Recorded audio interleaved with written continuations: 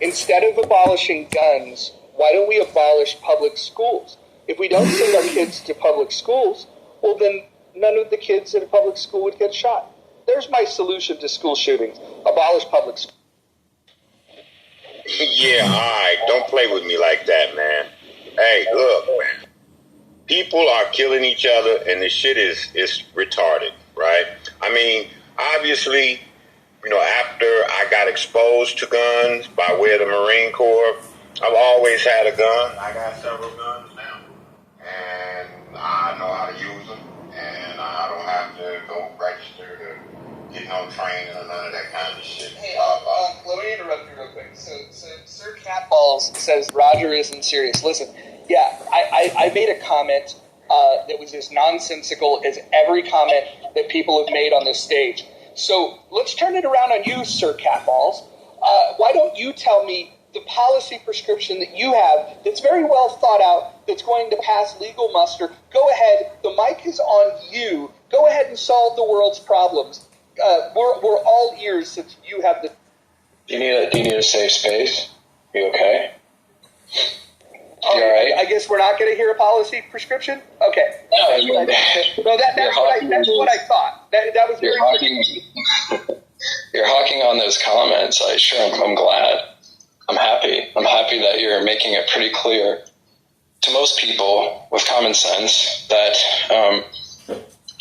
you want to turn America into this dystopian hellscape where everywhere we go, we have to have, veritable fortresses everywhere. I mean, there is, a degree of lunacy in what you're suggesting. I mean, got it. Hold on. I'm going to start a timer. I'm going to track how long it gets for you to offer up a policy prescription. Look, Maine does not have that. Maine does not have IRPA laws, right? And IRPA laws so I think it's 2017 Connecticut started the first IRPA.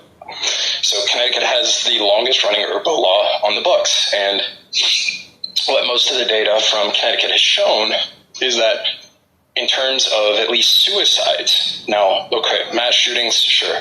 And I actually agree with you on some of these points, which would be that if you want to talk about guns, handguns are responsible for far more deaths. That is absolutely true. Malcolm Gladwell talked about that in his 6-part series about gun violence in America. He actually mentions that it's a sort of something that people, anti-gun advocates will throw out about AR-15s and all this.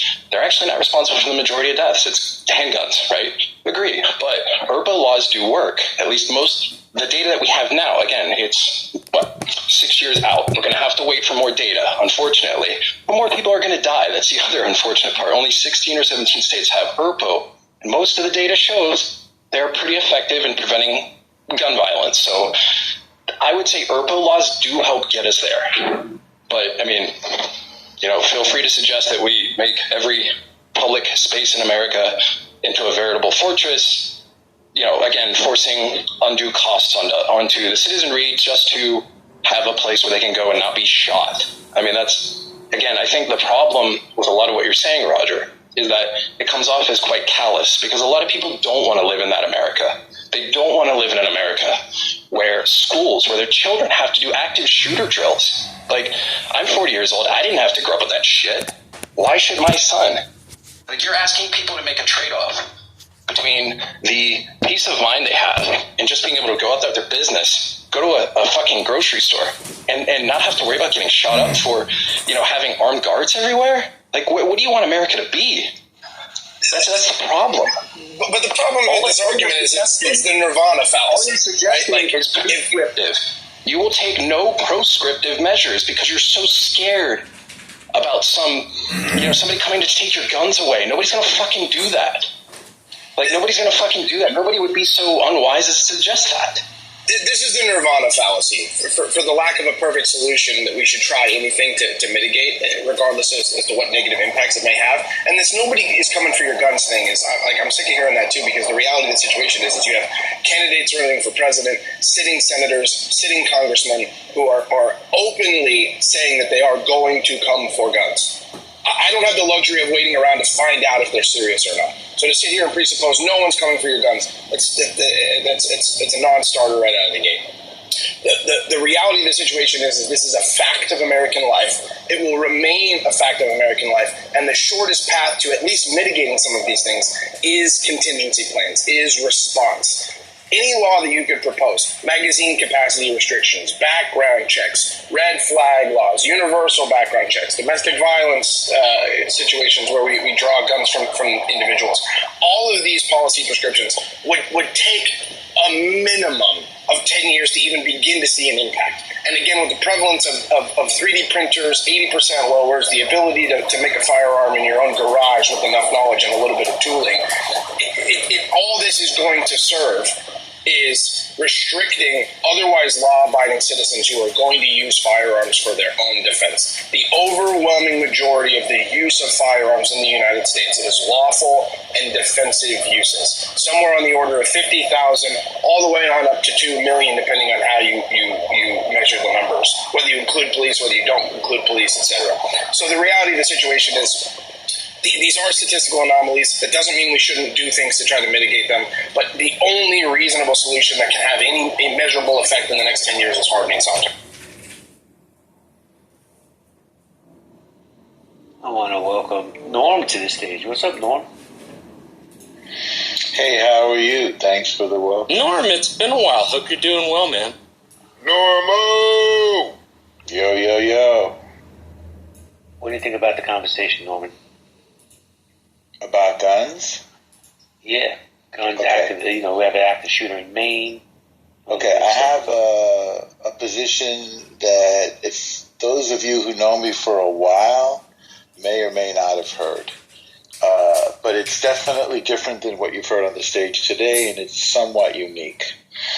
And this is my position. Every single right that's in the Second Amendment and that has been affirmed by the Supreme Court should be jealously and vigorously protected by the citizens. So that means the First Amendment, that means the Second Amendment, that means every single one of the rights that are protected in the Bill of Rights. Everyone. I don't trust the government to take our rights away. And I'm sorry if this is a bit alarming to people who have an issue with guns. I have never owned a gun. I've shot a gun a few times. I'm not a gun owner. I'm not a gun advocate. I don't belong to the NRA. I believe that the Second Amendment is a civil liberty. It is very clearly spelled out in the Constitution. And I'm not in favor of the people surrendering their rights to the government. And by the way, this includes reproductive rights, okay? Anytime, this includes the right for people of the same sex or same gender, whatever you want to call it, to marry. Whatever we have fought for and won should never be surrendered to the government. I don't trust the government to handle our rights. And this is from a professor at Brooklyn Law School who always uses the example of Korematsu. So this was a decision that was under the Roosevelt administration, in which the Supreme Court affirmed the right of the United States to take the property away from Japanese Americans. American citizens had their property taken away because of a decision by the Supreme Court. We should never allow the Supreme Court to take any rights away. We should protect the rights that we already have.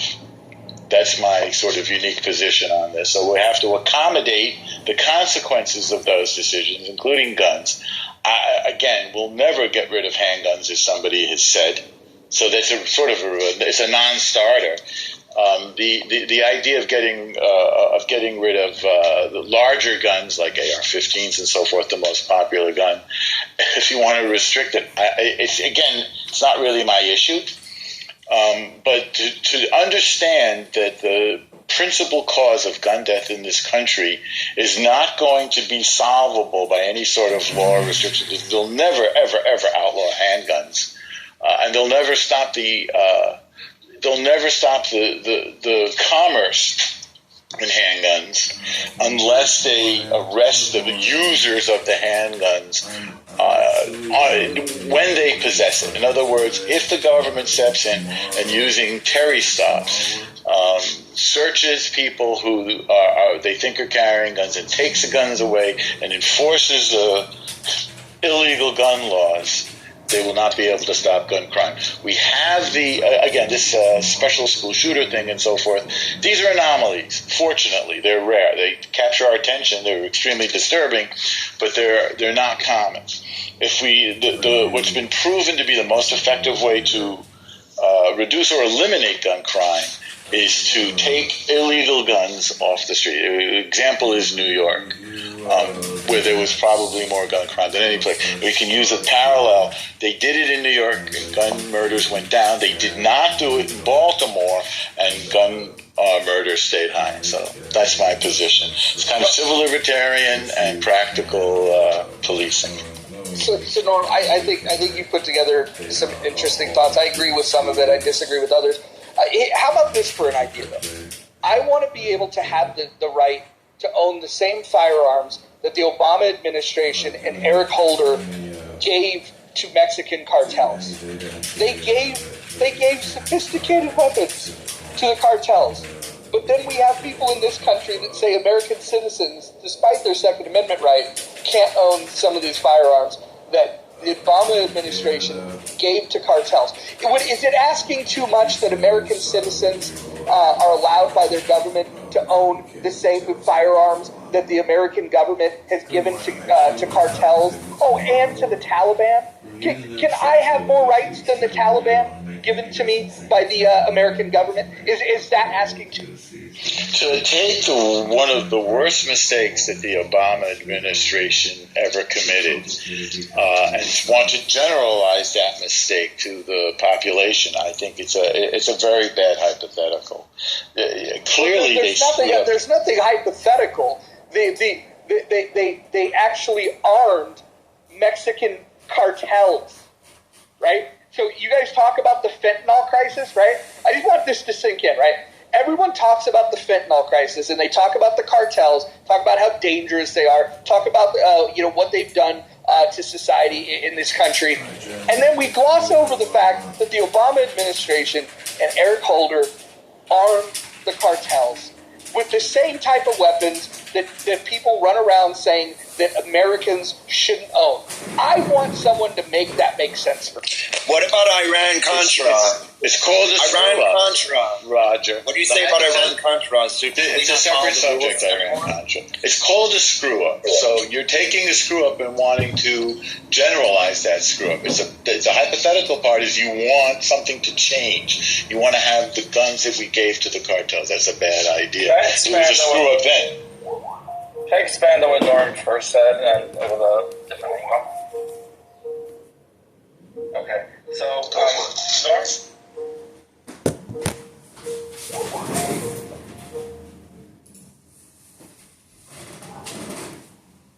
Hey, good morning, Jeremy. Hey, John. Hey, I'm doing all right. How's it going? It's going all right. How are you doing? Not too bad. So, listen, we're not doing selections until Michelle reviews all the intake forms. Okay. Okay, no worries. So, I just got your email. Let me see. It looks like you sent one back to me. Yeah, I sent you the form. I think the only thing in there that might be off is the business justification about visiting taxpayers, because this is an FMSS vehicle. So, and I think you had like 3 or 4 of them, didn't you? No, it's just one. I'm in the dashboard right now, and the email says that it's, singular or plural, so I think it's just the one vehicle. Let me see what I sent you. I sent you something yesterday or Monday or Tuesday. Let me see here. Kitover. Yeah, you got 3 of them. 4590D. Oh, I see. Okay. 4056, 4057. Okay, let me fill those out, and I'll email you those as well. All right, and then once we get those, I'm going to toss them to Michelle. I'll review them first. If she's got any questions, let me see. All right, let me look at this one since she sent me. Where is it? Let's see here. So that one, yeah, I don't think we have any issues with your mileages, so you should be good there. drives 12,000 or more miles, but you also say low utilization.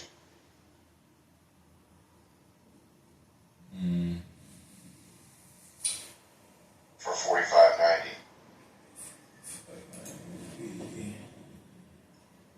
So let me see here.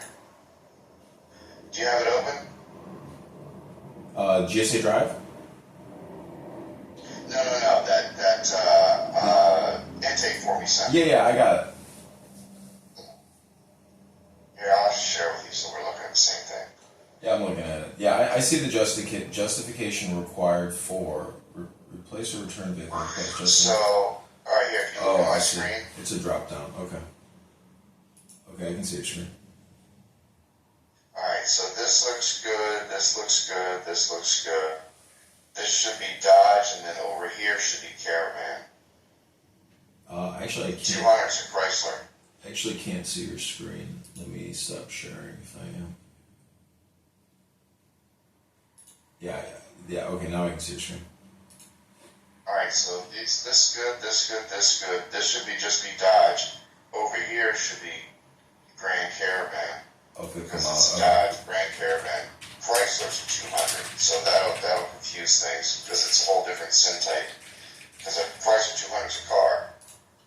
So the other thing is, this says it's got 12,000 miles in the fiscal year, which I believe because I know you guys drive the hell out of those things. So that is good. Looks good. You sure it only goes 1 to 2 times a week? Yeah, I mean, probably not much more than that. Is there a different drop down? All right. 3 trips per week? week? Yeah, it's got a drop down. Yeah, 3 trips. They all have drop downs. Got it. So it's probably 3 at least for this one, for your vans, probably, is my guess. But anyway, the other thing is you got low utilization. So this should definitely be... Yeah, okay. Compliant passenger.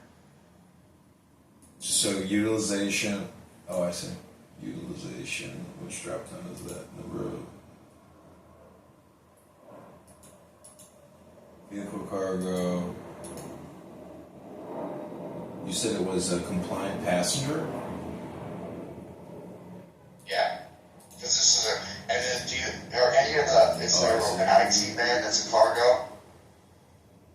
What was that? So out of those 3 tags that are...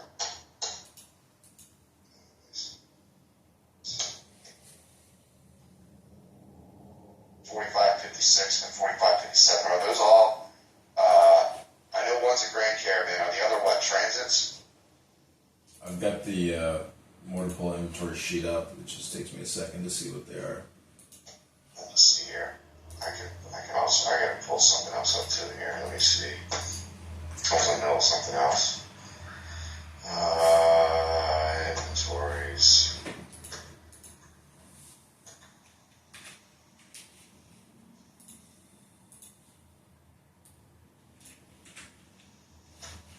Let's see.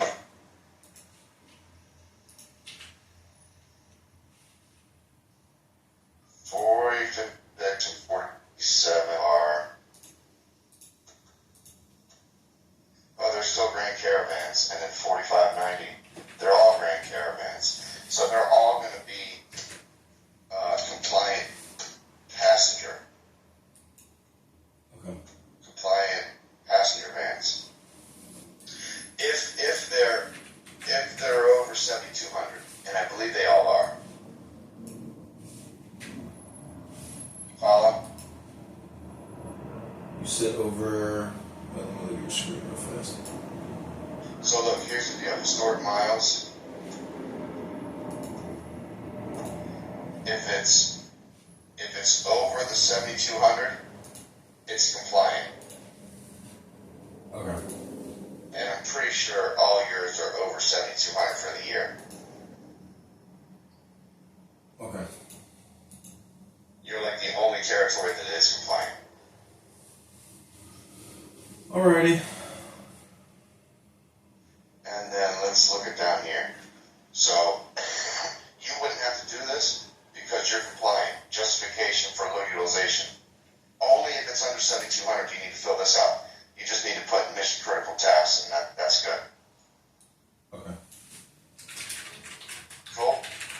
Okay, sounds good. If you have questions, don't hesitate to reach out. I don't mind working with you. Okay, I appreciate it. All right, I will do. I'll send you these shortly. Okay. Okay. All right, I'll talk to you later. Okay, thanks a lot. Have a great day. Take care.